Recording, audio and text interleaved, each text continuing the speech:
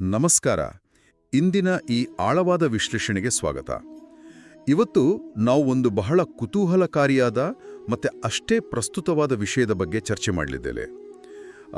ಇಂದಿನ ಇಂಟರ್ನೆಟ್ ಯುಗದಲ್ಲಿ ಒಂದು ವಿಚಿತ್ರವಾದ ಟ್ರೆಂಡ್ ಶುರುವಾಗಿದಲ್ವಾ?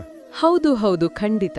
ಅದು ವಿಚಿತ್ರ ಮಾತ್ರ ಅಲ್ಲ, ಸ್ವಲ್ಪ ಮಟ್ಟಿಗೆ ಆತಂಕಕಾರಿ ಕೂಡ. ಅದೇ, ಈ ಚಾಟ್ GPT ಅಂತಹ ಕೃತಕ ಬುದ್ಧಿಮತ್ತೆ ಸೃಷ್ಟಿಸಿರೋ ವಾಕ್ಯಗಳಿಗೆ, ಇಲ್ಲಂದ್ರೆ ಯಾರ್ದೋ ವೈಯಕ್ತಿಕ ದ್ವೇಷದ ಮಾತುಗಳಿಗೆ ಕೃಷ್ಣನ್ ಫೋಟೋ ಹಾಕ್ಬಿಡ್ತಾರೆ.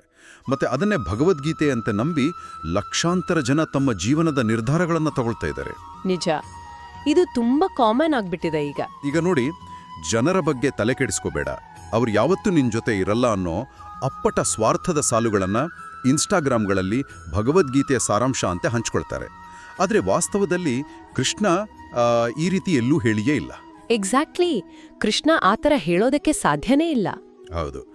ಸೊ ಹಣ, ಹೆಸರು, ಸುಖ ಅಂತ ನಾವೆಷ್ಟೇ ವೇಗವಾಗಿ ಓಡ್ತಾ ಇದ್ರು, ನಾವೆಲ್ಲರೂ ಒಂದು ಆಂತರಿಕ ಖಾಲಿತನ ಅನುಭವಿಸ್ತಾ ಇದ್ದೀವಿ. ಇದಕ್ಕೆ ಭಗವದ್ಗೀತೆ ಅಂತಹ ಪ್ರಾಚೀನ ಜ್ಞಾನ ಹೇಗೆ ನೈಜ ಮದ್ದಾಗಬಲ್ಲದು, ಮತ್ತೆ ಅದರ ಮೊದಲನೇ ಶ್ಲೋಕವಾದ ಧರ್ಮಕ್ಷೇತ್ರ ಕುರುಕ್ಷೇತ್ರ ಇದರ ಹಿಂದಿರೋ ಆಳವಾದ ಮನೋವಿಜ್ಞಾನ ಏನು ಅನ್ನೋದನ್ನ ಇವತ್ತು ನಾವು ಬಿಡಿಸಿ ನೋಡಲಿದ್ದೇವೆ. ಇದು ತುಂಬಾ ಮುಖ್ಯವಾದ ಚರ್ಚೆ. ಯಾಕಂದ್ರೆ ಈ ಸುಳ್ಳು ಕೋಟ್ಗಳ ಟ್ರೆಂಡ್ ಇದೆಯಲ್ಲ, ಇದು ನಿಜಕ್ಕೂ ಇಂದಿನ ನಮ್ಮ ಮಾನಸಿಕ ಸ್ಥಿತಿಯನ್ನೇ ಪ್ರತಿಬಿಂಬಿಸುತ್ತೆ. ಅಂದ್ರೆ ನಾವು ಶಾರ್ಟ್ಕಟ್ ಹುಡುಕ್ತಾ ಇದ್ದೀವಾ ಅಂತ? ಖಂಡಿತ. ಭಗವದ್ಗೀತೆ ಅನ್ನೋದು ಕೇವಲ ಒಂದು ಧಾರ್ಮಿಕ ಗ್ರಂಥ ಅಲ್ಲ, ಅದು ಮನುಷ್ಯನ ಮನಸ್ಸಿನ ಸಂಕೀರ್ಣತೆಗಳನ್ನು ಬಿಡಿಸಿಡುವ ಒಂದು ಲೈಫ್ ಮ್ಯಾನ್ಯಲ್ ಇದ್ದ ಹಾಗೆ. ಆದ್ರೆ ನಾವೇನ್ ಮಾಡ್ತೀವಿ, ಆ ಮೂಲ ಜ್ಞಾನವನ್ನ ಓದುವ ತಾಳ್ಮೆ ನಮಗಿಲ್ಲ. ಕರೆಕ್ಟ್. ಆ ತಾಳ್ಮೆ ಇಲ್ಲದೆ ಇರೋದ್ರಿಂದಲೇ ಒಂದು ದೊಡ್ಡ ನಿರ್ವಾತ, ಅಂದ್ರೆ ಒಂದು ವ್ಯಾಕ್ಯೂಮ್ ಸೃಷ್ಟಿಯಾಗಿದೆ. ಹೌದು, ಆ ಜಾಗವನ್ನೇ ಈಗ ಇಂತಹ ಅರ್ಧಂಬರ್ಧ ಅಥವಾ ಸಂಪೂರ್ಣ ಸುಳ್ಳು ಮಾಹಿತಿಗಳು ಆಕ್ರಮಿಸಿಕೊಳ್ತಾ ಇರೋದು. ನಮಗೆ ನಮ್ಮದೇ ಆದ ತಪ್ಪುಗಳನ್ನ ಸಮರ್ಥಿಸಿಕೊಳ್ಳಕ್ಕೆ, ನಮ್ಮ ಈಗೋನ ಅಂದ್ರೆ ಅಹಂಕಾರನ ಪೋಷಿಸೋಕೆ ಒಂದು ಪ್ರಾಚೀನ ಗ್ರಂಥದ ಸಪೋರ್ಟ್ ಬೇಕಿರುತ್ತೆ. ಇದು ಬಹಳ ಪವರ್ಫುಲ್ ಪಾಯಿಂಟ್. ನಾವು ನಮ್ಮ ಸ್ವಾರ್ಥಕ್ಕೆ ತಕ್ಕಂತೆ ಅದನ್ನ ತಿರುಚಿಕೊಳ್ತಾ ಇದ್ದೀವಿ. ಅದೇ ಇಂಟರ್ನೆಟ್ನಲ್ಲಿ ಸಿಗೋ ಈ ಸುಳ್ಳು ಸಾಲುಗಳು ನಮ್ಮ ಸ್ವಾರ್ಥಕ್ಕೆ ತುಂಬಾ ಸುಲಭವಾಗಿ ಒಗ್ಗಿಕೊಳ್ಳುತ್ತೆ. ಹಾಗಾಗಿ ನಾವು ಮೂಲ ಪುಸ್ತಕ ಓದೋ ಗೋಜಿಗೆ ಹೋಗಲ್ಲ, ಇದನ್ನೇ ಪರಮ ಸತ್ಯ ಅಂತ ಒಪ್ಕೊಂಡ್ಬಿಡ್ತೀವಿ. ಇದನ್ನ ನಾನು ಹೀಗೆ ವಿವರಿಸೋಕಿಷ್ಟಪಡ್ತೀನಿ. ಭಗವದ್ಗೀತೆಯ ಮೂಲ ಜ್ಞಾನ ಅನ್ನೋದು ನಮ್ಮ ಮಿದುಳಿನ ಆಪರೇಟಿಂಗ್ ಸಿಸ್ಟಮ್ಗೆ ಬೇಕಾದ ಒಂದು ಅಪ್ಡೇಟ್ ಇದ್ದ ಹಾಗೆ. ಆಹಾ, ಒಳ್ಳೆ ಹೋಲಿಕೆ ಇದು ಅಲ್ವಾ? ನಮ್ಮ ದೈನಂದಿನ ಜೀವನದಲ್ಲಿ ಎದುರಾಗುವ ನೈತಿಕ ಗೊಂದಲಗಳು, ಒತ್ತಡ, ಖಿನ್ನತೆ ಇವೆಲ್ಲ ಸಾಫ್ಟ್ವೇರ್ ದೋಷಗಳಿದ್ದ ಹಾಗೆ. ಅದನ್ನ ಸರಿಪಡಿಸೋಕೆ ಈ ಅಪ್ಡೇಟ್ ಬೇಕೇ ಬೇಕು. ನಿಜ. ಆದ್ರೆ ಅದನ್ನ ಅರ್ಥ ಮಾಡ್ಕೊಳ್ಳೋಕೆ ಸ್ವಲ್ಪ ಸಮಯ ಬೇಕು ಅನ್ನೋ ಒಂದೇ ಕಾರಣಕ್ಕೆ ಆ ಅಪ್ಡೇಟ್ ಅನ್ನ ನಾವು ರಿಮೈಂಡ್ ಮೀ ಲೇಟರ್ ಅಂತ ಮುಂದೂಡ್ತಾನೆ ಇರ್ತೀವಿ. ಹೀಗೆ ಅಪ್ಡೇಟ್ ಆಗದ ನಮ್ಮ ಮೈಂಡ್ ಅನ್ನೋ OS ಇಂಟರ್ನೆಟ್ನಲ್ಲಿ ಬರೋ ಇಂತಹ ಸುಳ್ಳು ಮಾಹಿತಿಗಳೆಂಬ ವೈರಸ್ಗಳಿಗೆ, ಮಾಲ್ವೇರ್ಗಳಿಗೆ ಸುಲಭವಾಗಿ ಸಿಕ್ಕಿಬಿಡುತ್ತೆ. ಎಕ್ಸಾಕ್ಟ್ಲಿ. ಆ ವೈರಸ್ಗಳು ನಮ್ಮ ಸಮಸ್ಯೆನ ಪರಿಹರಿಸಲ್ಲ, ಬದಲಿಗೆ ನಮ್ಮಲ್ಲಿರೋ ಕೋಪ, ದ್ವೇಷನ ಇನ್ನಷ್ಟು ಹೆಚ್ಚಿಸತ್ತೆ. ಹೌದು. ಈಗ ನೀವು ಕೊಟ್ಟ ಆಪರೇಟಿಂಗ್ ಸಿಸ್ಟಮ್ ಅಪ್ಡೇಟ್ ಹೋಲಿಕೆ ಇದೆಯಲ್ಲ, ಅದು ಇಲ್ಲಿನ ಪರಿಸ್ಥಿತಿಗೆ ಕನ್ನಡಿ ಹಿಡಿದಂತಿದೆ. ನಮ್ಮ ಮನಸ್ಸು ಸರಿಯಾಗಿ ಕೆಲಸ ಮಾಡಬೇಕಾದ್ರೆ ನಾವು ಅಧಿಕೃತ ಮೂಲದಿಂದಲೇ ಆ ಜ್ಞಾನ ಪಡ್ಕೋಬೇಕು. ಖಂಡಿತ. ಮಹಾಭಾರತದ ಕಾಲದಲ್ಲೂ ನೋಡಿ, ಇಂಥದ್ದೇ ಒಂದು ಮಾಹಿತಿ ಪ್ರವಾಹ ಇತ್ತು. ಆದ್ರೆ ಅಲ್ಲಿ ಒಬ್ಬ ನಂಬಲರ್ಹ ಮಾರ್ಗದರ್ಶಕನಿದ್ದ. ಕುರುಕ್ಷೇತ್ರದ ಯುದ್ಧದ ಸಮಯದಲ್ಲಿ ಧೃತರಾಷ್ಟ್ರನಿಗೆ ಸಂಜಯನ ರೂಪದಲ್ಲಿ ಸಿಕ್ಕಿದ್ದು ಕೇವಲ ಒಬ್ಬ ರಿಪೋರ್ಟರ್ ಅಲ್ಲ. ಹೌದು, ಸಂಜಯ ಒಬ್ಬ ಸಾಮಾನ್ಯ ವರದಿಗಾರ ಆಗಿರಲಿಲ್ಲ. ನಿಜ. ಆತ ಯಾವುದೇ ಪೂರ್ವಾಗ್ರಹಗಳಿಲ್ಲದ, ಫಿಲ್ಟರ್ಗಳಿಲ್ಲದ ವಾಸ್ತವದ ದರ್ಶನ ಮಾಡಿಸ್ತಾ ಇದ್ದ. ನಮಗೂ ಇಂದಿನೇ ಈ ಕನ್ಫ್ಯೂಷನ್ನಲ್ಲಿ ಅಂತಹ ಸ್ಪಷ್ಟವಾದ, ನಿಷ್ಪಕ್ಷಪಾತ ಮಾರ್ಗದರ್ಶನದ ಅಗತ್ಯ ತುಂಬಾ ಇದೆ. ಈ ಮಾಹಿತಿಯನ್ನ ಪಡಿತಿದ್ದ ವಿಧಾನ ಇದೆಯಲ್ಲ, ಅದರ ಬಗ್ಗೆ ಯೋಚಿಸಿದ್ರೆ ಆಶ್ಚರ್ಯ ಆಗತ್ತೆ. ಕುರುಕ್ಷೇತ್ರದಲ್ಲಿ ರಕ್ತಪಾತ ನಡೀತಾ ಇದ್ರೆ ಧೃತರಾಷ್ಟ್ರ ಹಸ್ತಿನಾಪುರದ ಅರಮನೆಯಲ್ಲಿ ಆರಾಮಾಗಿ ಕೂತಿದ್ದ. ಹೌದು. ವೇದವ್ಯಾಸರು ಸಂಜಯನಿಗೆ ಕರುಣಿಸಿದ್ದ ಆ ದಿವ್ಯ ದೃಷ್ಟಿ ಕೇವಲ ದೃಶ್ಯಗಳನ್ನು ತೋರಿಸೋ ಟಿವಿ ತರ ಇರಲಿಲ್ಲ. ಇಂದಿನ ಟೆಕ್ನಾಲಜಿಗೆ ಹೋಲಿಸಿದರೆ ಅದು ಕೇವಲ ಯಾವುದೋ ಡ್ರೋನ್ ಕ್ಯಾಮೆರಾಯಿಂದ ತೆಗೆದ ಮೇಲ್ನೋಟದ ಚಿತ್ರಣ ಅಲ್ಲ. ಅಲ್ಲವೇ ಅಲ್ಲ, ಅದೊಂದು ಹೈ ಎಂಡ್ ವರ್ಚುವಲ್ ರಿಯಾಲಿಟಿ, ಅಂದ್ರೆ VR ಲೈವ್ ಸ್ಟ್ರೀಮ್ ಇದ್ದ ಹಾಗೆ ಇತ್ತು. VR live stream. ಹೌದು. ಯುದ್ಧಭೂಮಿಯ ಪ್ರತಿಯೊಂದು ಸೂಕ್ಷ್ಮ ವಿವರಗಳು, ವ್ಯಕ್ತಿಗಳ ಮುಖಭಾವನೆ, ಅವರೊಳಗಿನ ಭಯ ಎಲ್ಲವೂ ಸಂಜಯನಿಗೆ ಗೋಚರ ಆಗ್ತಾ ಇತ್ತು. ಅಷ್ಟೇ ಅಲ್ಲ, ಸಂಜಯ ಯಾರ ಮೇಲೆ ಫೋಕಸ್ ಮಾಡ್ತಾ ಇದ್ನೋ ಆ ವ್ಯಕ್ತಿಯ ಮನಸ್ಸಿನೊಳಗನ ವಿಚಾರಗಳು ಕೂಡ ಆತನಿಗೆ ತಿಳಿಯುತ್ತಿತ್ತು ಅಲ್ವಾ? ಎಕ್ಸಾಕ್ಟ್ಲಿ. ಈ ಮೈಂಡ್ ರೀಡಿಂಗ್ ಅಥವಾ ಮನಸ್ಸನ್ನ ಓದುವ ಶಕ್ತಿನೇ ಇಲ್ಲಿ ಅತ್ಯಂತ ನಿರ್ಣಾಯಕ. ಅಂದ್ರೆ ಕೃಷ್ಣ ಮತ್ತೆ ಅರ್ಜುನನ ನಡುವೆ ನಡೆದ ಆ ಆಂತರಿಕ ಸಂವಾದನ ಅರ್ಥ ಮಾಡ್ಕೊಳ್ಳೋಕೆ ಕೇವಲ ಕಣ್ಣು ಕಿವಿ ಇದ್ರೆ ಸಾಲದು. ಅದಕ್ಕೆ ಮನಸ್ಸಿನ ತರಂಗಗಳನ್ನ ಗ್ರಹಿಸುವ ಅತೀಂದ್ರಿಯ ಶಕ್ತಿ ಬೇಕು. ಈಗ ಯೋಚನೆ ಮಾಡಿ, ವೇದವ್ಯಾಸರು ಈ ದಿವ್ಯ ದೃಷ್ಟಿನ ಧೃತರಾಷ್ಟ್ರನಿಗೆ ಕೊಡದೆ ಸಂಜಯನಿಗೆ ಮಾತ್ರ ಯಾಕೆ ಕೊಟ್ರು? ಹೌದಲ್ವಾ? ರಾಜ ಧೃತರಾಷ್ಟ್ರ ಆತನಿಗೆ ಆ ಶಕ್ತಿ ಕೊಡಬಹುದಿತ್ತು. ಖಂಡಿತ ಕೊಡಬಹುದಿತ್ತು. ಆದ್ರೆ ಅದಕ್ಕೊಂದು ಪ್ರಬಲವಾದ ಮಾನಸಿಕ ಕಾರಣ ಇದೆ. ಧೃತರಾಷ್ಟ್ರನಿಗೆ ವಾಸ್ತವನ್ನ ನೋಡುವ ಶಕ್ತಿ ಕೊಟ್ಟಿದ್ರು. ಆತನಲ್ಲಿದ್ದ ಆ ಅಂಧ ಮೋಹ ಇದೆಯಲ್ಲ, ಅದು ಆ ವಾಸ್ತವವನ್ನ ತಿರುಚ್ತಾ ಇತ್ತು. ಓ, ಅಂದ್ರೆ ಕಾಗ್ನೇಟಿವ್ ಡಿಸೋನೆನ್ಸ್ ತರಣ? ಅದೇ. ತನ್ನ ಮಗ ಸೋಲ್ತಾ ಇದ್ದಾನೆ ಅಥವಾ ತಪ್ಪು ಮಾಡ್ತಾ ಇದ್ದಾನೆ ಅಂತ ನೋಡಿದ ತಕ್ಷಣ ಆತನ ಮಿದುಳು ಆ ಮಾಹಿತಿಯನ್ನ ರಿಜೆಕ್ಟ್ ಮಾಡ್ತಾ ಇತ್ತು. ಕರೆಕ್ಟ್. ಅದೇ ಸಂಜಯನಿಗೆ ಯಾವುದೇ ಪಕ್ಷಪಾತ ಇರಲಿಲ್ಲ. ಆತ ವಾಸ್ತವಕ್ಕೆ ಯಾವುದೇ ಬಣ್ಣ ಬಳೆಯದೆ ಇದ್ದದ್ದನ್ನ ಇದ್ದ ಹಾಗೆ ಹೇಳುವ ಎಮೋಷನಲ್ ಬ್ಯಾಂಡ್ವಿಡ್ತ್ ಹೊಂದಿದ್ದ. Emotional bandwidth, wow! ಅಂದ್ರೆ ಸತ್ಯವನ್ನ ಎದುರಿಸುವ ತಾಳ್ಮೆ ಮತ್ತೆ ಸಿದ್ಧತೆ ಇರೋರಿಗೆ ಮಾತ್ರ ನೈಜ ಜ್ಞಾನ ಒಲಿಯುತ್ತೆ ಅಂತಾಯ್ತು. ಅಕ್ಷರಶಃ ಹೌದು. ಇಲ್ಲಿ ಭಗವದ್ಗೀತೆಯಂತಹ ಜ್ಞಾನದ ಆರಂಭವೇ ಧೃತರಾಷ್ಟ್ರನಂತಹ ಒಬ್ಬ ಅಂಧರಾಜನ ಪ್ರಶ್ನೆಯಿಂದ ಯಾಕೆ ಶುರುವಾಗುತ್ತೆ ಅನ್ನೋದೊಂದು ದೊಡ್ಡ ಐರಣಿ, ಅಂದ್ರೆ ವಿಪರ್ಯಾಸ. ನಿಜ. ಧೃತರಾಷ್ಟ್ರ ಅನ್ನೋ ಹೆಸರಿನ ಅರ್ಥವನ್ನೇ ಬಿಡಿಸಿ ನೋಡಿದ್ರೆ, ಧೃತ ಅಂದ್ರೆ ಎತ್ತಿ ಹಿಡಿಯೋದು, ರಾಷ್ಟ್ರ ಅಂದ್ರೆ ದೇಶ. ಸಂಪೂರ್ಣ ರಾಷ್ಟ್ರದ ಹಿತಾಸಕ್ತಿಯನ್ನ ತನ್ನ ವೈಯಕ್ತಿಕ ಹಿತಾಸಕ್ತಿಗಿಂತ ಮೇಲಿಟ್ಟು ರಕ್ಷಿಸಬೇಕಾದವನು ಧೃತರಾಷ್ಟ್ರ. ಹೌದು, ನೇಷನ್ ಫಸ್ಟ್ ಅನ್ನೋ ಹಾಗೆ. ಎಕ್ಸಾಕ್ಟ್ಲಿ. ಆದ್ರೆ ಆತ ಮಾಡಿದ್ದೇನು? ತನ್ನ ಅಧಿಕಾರನ, ಸಿಂಹಾಸನನ ಕೇವಲ ತನ್ನ ಸ್ವಂತ ಮಕ್ಕಳ ಏಳಿಗೆಗೆ ಮಾತ್ರ ಬಳಸ್ಕೊಂಡ. ರಾಷ್ಟ್ರದ ಹಿತಕ್ಕಿಂತ ಮಗನ ಹಿತಾನೇ ಆತನಿಗೆ ಪ್ರಧಾನವಾಯಿತು. ಇದು ನೋಡಿ, ಅಧಿಕಾರ ಮತ್ತು ಅಹಂಕಾರ ಮನುಷ್ಯನನ್ನ ಹೇಗೆ ಪ್ರತ್ಯೇಕಿಸುತ್ತೆ, ಅಂದ್ರೆ ಹೇಗೆ ಐಸೋಲೇಟ್ ಮಾಡುತ್ತೆ ಅನ್ನೋದಕ್ಕೆ ಬೆಸ್ಟ್ ಎಕ್ಸಾಂಪಲ್. ಹೌದು. ಧೃತರಾಷ್ಟ್ರ ಕೇವಲ ಕಣ್ಣುಗಳಿಂದ ಅಷ್ಟೇ ಅಂಧನಾಗಿರ್ಲಿಲ್ಲ. ಆತ ಮಾನಸಿಕವಾಗಿ, ನೈತಿಕವಾಗಿ ಸಂಪೂರ್ಣ ಕುರುಡನಾಗಿದ್ದ. ನಾವೆಲ್ಲರೂ ಕೂಡ ನಮ್ಮ ಲೈಫ್ನಾಗಿ ಹಲವು ಬಾರಿ ಇದೇ ಧೃತರಾಷ್ಟ್ರನ ಮನಸ್ಥಿತಿಯನ್ನೇ ತೋರಿಸ್ತೀವಿ, ಗೊತ್ತಾ? ಅಂದ್ರೆ ನಮ್ಮ ತಪ್ಪುಗಳನ್ನ ನಾವು ಒಪ್ಕೊಳ್ಳಲ್ಲ ಅಂತನಾ? ಖಂಡಿತ. ನಮಗೆ ಕಣ್ಣಿದೆ, ಬುದ್ಧಿ ಇದೆ, ಆದ್ರೆ ನಮ್ಮ ತಪ್ಪುಗಳನ್ನ ಅಥವಾ ನಮಗೆ ಬೇಕಾದವರ ತಪ್ಪುಗಳನ್ನ ನಾವು ನಮ್ಗೆ ಅನುಕೂಲ ಆದಾಗೆಲ್ಲ ಕನ್ವೀನಿಯಂಟ್ ಆಗಿ ಇಗ್ನೋರ್ ಮಾಡ್ತೀವಿ. ಓ, ನಿಜ. ನಮಗೆ ಇಷ್ಟವಿಲ್ಲದ ಸತ್ಯ ಹೇಳೋವರನ್ನ ದೂರ ಇಡ್ತೀವಿ.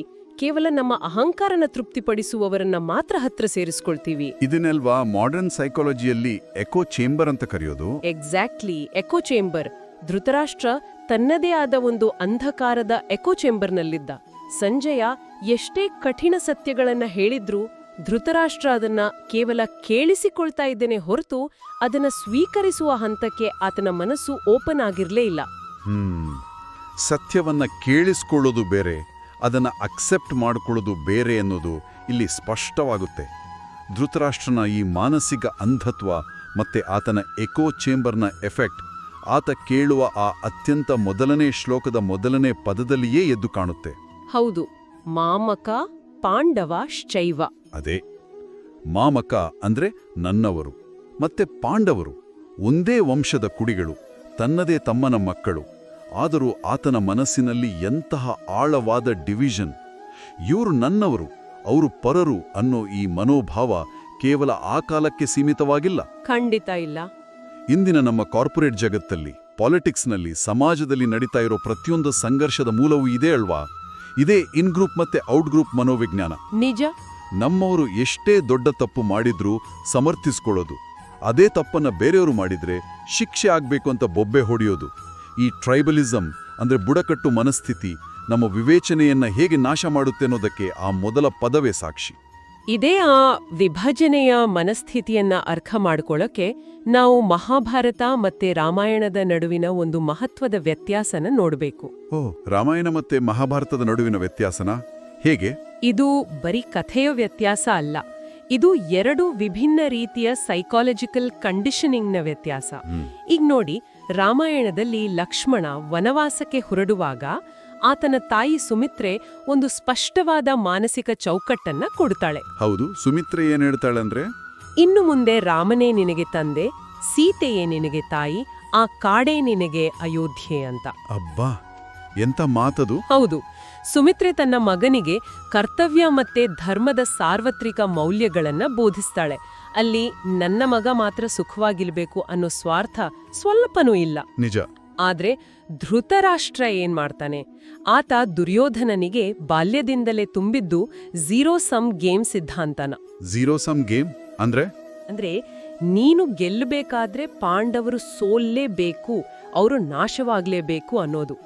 ಸುಮಿತ್ರೆ ಮಗನಿಗೆ ಅಹಂಕಾರ ಅಳಿಸಾಕೋಕ್ ಕಲಿಸಿದ್ರೆ ಧೃತರಾಷ್ಟ್ರ ಅಹಂಕಾರನ ಪೋಷಿಸೋಕ್ ಕಲಿಸ್ತಾನೆ. ಈ ಎರಡೂ ಭಿನ್ನವಾದ ಪೋಷಣೆಯ ವಿಧಾನಗಳೇ ಆ ಎರಡೂ ಕಾವ್ಯಗಳ ಗತಿಯನ್ನ ನಿರ್ಧಾರ ಮಾಡ್ತು. ವಾವ್, ಇದು ನಿಜಕ್ಕೂ ಅದ್ಭುತವಾದ ಕಂಪ್ಯಾರಿಸನ್. ಆದ್ರೆ ಇಲ್ಲಿ ನನಗೊಂದು ಪ್ರಶ್ನೆ ಕಾಡ್ತಾ ಇದೆ. ಒಂದು ಸಹಜವಾದ ಆಕ್ಷೇಪಣೆ ಅಂತಾನೆ ಇಟ್ಕೊಳ್ಳಿ. ಹೇಳಿ. ಜೀವಶಾಸ್ತ್ರದ ಪ್ರಕಾರ, ಅಂದ್ರೆ ಬಯೋಲಾಜಿಕಲಿ ನೋಡಿದ್ರೆ, ಪ್ರತಿಯೊಬ್ಬ ತಂದೆ ತಾಯಿಗೂ ತಮ್ಮ ಮಕ್ಕಳ ಮೇಲೆ ಒಂದು ವಿಶೇಷ ಒಲವು, ಪ್ರೀತಿ ಇರೋದು ನ್ಯಾಚುರಲ್ ತಾನೆ. ನಮ್ಮ ಜೀನ್ಸ್ ನಮ್ಮವರನ್ನ ರಕ್ಷಿಸುವಂತೆ ಪ್ರೋಗ್ರಾಮ್ ಆಗಿರುತ್ತೆ. ಹೌದು, ಖಂಡಿತ. ಹೀಗಿರುವಾಗ ಒಬ್ಬ ತಂದೆಯಾಗಿ ಧೃತರಾಷ್ಟ್ರ ತನ್ನ ಮಗನ ಪರವಾಗಿ ನಿಲ್ಲೋದ್ರಲ್ಲಿ, ಆತನ ಭವಿಷ್ಯದ ಬಗ್ಗೆ ಕಾಳಜಿ ವಹಿಸೋದ್ರಲ್ಲಿ ತಪ್ಪೇನಿದೆ? ಆತನನ್ನ ಸಂಪೂರ್ಣವಾಗಿ ವಿಲನ್ ಅಂತ ಮುದ್ರೆ ಹಾಕೋದು ಸರಿಯೇ? ಇದು ನಾವು ವಿಶ್ಲೇಷಿಸಲೇಬೇಕಾದ ಅತ್ಯಂತ ಸೂಕ್ಷ್ಮವಾದ ಗೆರೆ. ನೋಡಿ, ಜೀವಶಾಸ್ತ್ರೀಯವಾಗಿ ಮಕ್ಕಳ ಬಗ್ಗೆ ಕಾಳಜಿ ಇರೋದು, ಪ್ರೀತಿ ಇರೋದು ನೈಸರ್ಗಿಕ, ಅದ್ರ ತಪ್ಪೇ ಇಲ್ಲ. ಆದ್ರೆ ಆ ಸಹಜವಾದ ಪೋಷಣೆಗೂ ಮತ್ತು ವಿಷಯುಕ್ತವಾದ ಅಂಧವ್ಯಾಮೋಹಕ್ಕೂ ಬಹಳ ದೊಡ್ಡ ಅಂತರ ಇದೆ. ಅಂಧವ್ಯಾಮೋಹ? ಹೌದು, ಬ್ಲೈಂಡ್ ಅಟ್ಯಾಚ್ಮೆಂಟ್. ನಿಜವಾದ ಪ್ರೀತಿ ಅಂದ್ರೆ ಏನು? ತನ್ನ ಮಗ ಬೆಳೆಬೇಕು, ಸರಿ ದಾರಿಯಲ್ಲಿ ನಡಿಬೇಕು ಅಂತ ಆಶಿಸೋದು. ಮಗ ತಪ್ಪು ಮಾಡಿದಾಗ ಆತನನ್ನ ಸರಿದಾರಿಗೆ ತರೋದು ಪೋಷಕರ ಕರ್ತವ್ಯ ಅಲ್ವಾ? ಎಕ್ಸಾಕ್ಟ್ಲಿ. ಆದರೆ ಧೃತರಾಷ್ಟ್ರನಿಗಿದ್ದದ್ದು ಪ್ರೀತಿಯಲ್ಲ, ಅದು ಕೇವಲ ತನ್ನದೇ ಅಹಂಕಾರದ ವಿಸ್ತರಣೆಯಾಗಿತ್ತು. ಆತನಿಗೆ ನನ್ನ ಮಗ ಬೇರೆಯವರನ್ನ ನಾಶ ಮಾಡಿಯಾದ್ರೂ ಸರಿ, ತಾನು ಮಾತ್ರ ಉಳಿಬೇಕು ಅನ್ನೋ ಅಂಧಕಾರ ಇತ್ತು. ಅಂದ್ರೆ ಆ ವ್ಯಾಮೋಹ ಅವನ ಕ್ರಿಟಿಕಲ್ ಥಿಂಕಿಂಗ್ ಅನ್ನೇ ನಾಶ ಮಾಡಿತು. ಖಂಡಿತ. ಈ ವ್ಯಾಮೋಹ ನಮ್ಮ ತಾರ್ಕಿಕ ಶಕ್ತಿಯನ್ನ ಕುರುಡಾಗಿಸುತ್ತೆ. ನಮ್ಮ ಮಕ್ಕಳು ಅಥವಾ ನಮ್ಮವರು ಅನ್ನೋ ಒಂದೇ ಕಾರಣಕ್ಕೆ ಅವರ ಅನ್ಯಾಯಗಳನ್ನ ಬೆಂಬಲಿಸಿದ್ರೆ ಅದು ಬೇರೆಯವರಿಗೆ ಮಾತ್ರ ಅಲ್ಲ, ಅಂತಿಮವಾಗಿ ನಮ್ಮವರಿಗೇ ಮಾಡೋ ಅತಿ ದೊಡ್ಡ ದ್ರೋಹ ಆಗುತ್ತೆ. ನಿಜ. ಧೃತರಾಷ್ಟ್ರನ ಈ ಮೌನ ಬೆಂಬಲವೇ ಇಡೀ ಕುರುಕುಲದ ಸರ್ವನಾಶಕ್ಕೆ ಅಡಿಪಾಯ ಆಗಿದ್ದು. ಅಂದ್ರೆ ವ್ಯಾಮೋಹ ಅನ್ನೋದು ಕೇವಲ ಒಂದು ಎಮೋಷನ್ ಅಲ್ಲ, ಅದು ನಮ್ಮ ವಿವೇಚನೆಯನ್ನ ಕೊಲ್ಲುವ ಅಸ್ತ್ರ. ಇದಕ್ಕಾಗಿ ಅಲ್ವಾ ನಮ್ಮ ಪ್ರಾಚೀನ ಮೂಲಗಳು ಯಾವಾಗ್ಲೂ ಡಿಟ್ಯಾಚ್ಮೆಂಟ್ ಅಥವಾ ನಿರ್ಲಿಪ್ತತೆಯ ಬಗ್ಗೆ ಮಾತಾಡೋದು? ಹೌದು, ಅದೇ ಆ ನಿರ್ಲಿಪ್ತತೆ. ಆದ್ರೆ ಈ ನಿರ್ಲಿಪ್ತತೆ ಅಂದ್ರೆ ಕಾಡಿಗೋಗೋದಲ್ಲ ಅಥವಾ ರೆಸ್ಪಾನ್ಸಿಬಿಲಿಟೀಸಿಂದ ಓಡಿ ಹೋಗೋದಲ್ಲ. ಸಾಮಾನ್ಯವಾಗಿ ಇದನ್ನ ವಿವರಿಸೋಕೆ ಕೆಸರಿನಲ್ಲಿರುವ ಕಮಲದ ಹೂವಿನ ಉದಾಹರಣೆ ಕೊಡ್ತಾರೆ. ಕರೆಕ್ಟ್, ಕಮಲದ ಎಲೆಗೆ ನೀರು ಅಂಟದಿರುವ ಹಾಗೆ ಅಂತ. ಹೌದು, ಕೆಸರಿನಲ್ಲಿದ್ರೂ ಕಮಲಕ್ಕೆ ಆ ಕೊಳೆ ಅಂಟಿಕೊಳ್ಳಲ್ಲ ಅಂತ ಹೇಳ್ತಾರೆ. ಆದರೆ ಪ್ರಾಯೋಗಿಕವಾಗಿ ಈ ಆಧುನಿಕ ಬದುಕಿನ ಒತ್ತಡಗರ ಮಧ್ಯೆ ಆಫೀಸು, ಸಂಸಾರ ಅಂತ ಇರೋವಾಗ ಇದು ಪ್ರಾಕ್ಟಿಕಲಿ ಹೇಗೆ ಸಾಧ್ಯ? ಕಮಲದ ಹೂವಿನ ಉದಾಹರಣೆ ಅತ್ಯುತ್ತಮವಾಗಿದೆ. ಆದರೆ ಇಂದಿನ ನಮ್ಮ ಲೈಫ್ ಸ್ಟೈಲ್ಗೆ ಇನ್ನೊಂದು ಮಾಡರ್ನ್ ಹೋಲಿಕೆಯನ್ನ ನೀಡಬಹುದು. ಓ, ಯಾವುದದು? ನಾವು ಥರ್ಮಾಮೀಟರ್ ಮತ್ತು ಥರ್ಮೋಸ್ಟಾಟ್ ನಡುವಿನ ವ್ಯತ್ಯಾಸವನ್ನ ಗಮನಿಸಬೇಕು. ಥರ್ಮಾಮೀಟರ್ ಮತ್ತೆ ಥರ್ಮೋಸ್ಟಾಟ್?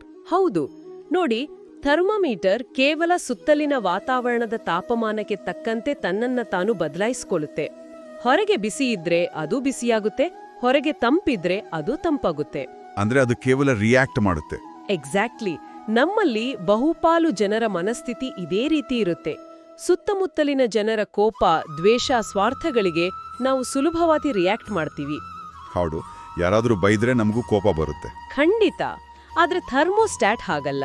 ಹೊರಗಿನ ವಾತಾವರಣ ಏನೇ ಇದ್ರೂ ಅದು ತನ್ನ ಒಳಗಿನ ತಾಪಮಾನವನ್ನ ತಾನೇ ಕಂಟ್ರೋಲ್ ಮಾಡಿಕೊಳ್ಳುತ್ತೆ. ಓಹ್ ವಾವ್! ಅಷ್ಟೇ ಅಲ್ಲ, ತನ್ನ ಸಮತೋಲನದ ಮೂಲಕ ಸುತ್ತಲಿನ ವಾತಾವರಣವನ್ನು ಸಹಜ ಸ್ಥಿತಿಗೆ ತರುವ ಪ್ರಯತ್ನ ಮಾಡುತ್ತೆ. ಭಗವದ್ಗೀತೆ ನಮಗೆ ಕಲಿಸುವುದು ಇದೇ ಥರ್ಮೋಸ್ಟಾಟ್ ಮನಸ್ಥಿತಿಯನ್ನ. ಅಂದ್ರೆ ನಾವೇ ವಾತಾವರಣನ ಕಂಟ್ರೋಲ್ ಮಾಡಬೇಕು. ಹೌದು, ನಾವು ಸಂಸಾರದಲ್ಲಿ, ಸಂಬಂಧಗಳಲ್ಲಿ, ಈ ಕಾಂಪಿಟೇಟಿವ್ ಜಗತ್ತಿನಲ್ಲೇ ಇರಬೇಕು. ಆದ್ರೆ ಸುತ್ತಲಿನ ನೆಗೆಟಿವಿಟಿ ನಮ್ಮ ನಿರ್ಧಾರಗಳನ್ನ, ನಮ್ಮ ನೈತಿಕತೆಯನ್ನ ಕಂಟ್ರೋಲ್ ಮಾಡೋಕೆ ನಾವು ಬಿಡಬಾರ್ದು. ಇದೇ ನಿಜವಾದ ಡಿಟ್ಯಾಚ್ಡ್ ಅಟ್ಯಾಚ್ಮೆಂಟ್. ಈ ಥರ್ಮೋಸ್ಟಾಟ್ ಹೋಲಿಕೆ ಇದೆಯಲ್ಲ, ಅದು ನಿಜಕ್ಕೂ ನಮ್ಮ ದೈನಂದಿನ ಜೀವನಕ್ಕೆ ಪರ್ಫೆಕ್ಟ್ ಆಗಿ ಮ್ಯಾಚ್ ಆಗುತ್ತೆ. ನಾವು ಕೇವಲ ಸಿಚುವೇಶನ್ಸ್ಗೆ ರಿಯಾಕ್ಟ್ ಮಾಡುವ ಬದಲು ನಮ್ಮ ಆಂತರಿಕ ಸ್ಥಿರತೆಯನ್ನ ಕಾಯ್ದುಕೊಳ್ಳುವುದು ಹೇಗೆ ಅನ್ನೋದೇ ಗೀತೆಯ ಮೂಲ ಸಂದೇಶ. ಹೌದು ಹೌದು. ಇಂದಿನ ಈ ಆಳವಾದ ವಿಶ್ಲೇಷಣೆಯಲ್ಲಿ ನಾವು ಹಲವು ಆಯಾಮಗಳನ್ನ ಟಚ್ ಮಾಡಿದ್ವಿ. ಇಂಟರ್ನೆಟ್ನ ಸುಳ್ಳು ಮಾಹಿತಿಗಳ ಭ್ರಮೆಯಿಂದ ಹೊರಬಂದು ನೈಜ ಜ್ಞಾನದ ಕಡೆಗೆ ಮರಳುವುದು, ಸಂಜಯನ ಆ ನಿಷ್ಪಕ್ಷಪಾತ ದೃಷ್ಟಿಕೋನ, ಮತ್ತೆ ಧೃತರಾಷ್ಟ್ರನ ಎಕೋ ಚೇಂಬರ್ನ ಅಪಾಯಗಳು. ಎಕ್ಸಾಕ್ಟ್ಲಿ.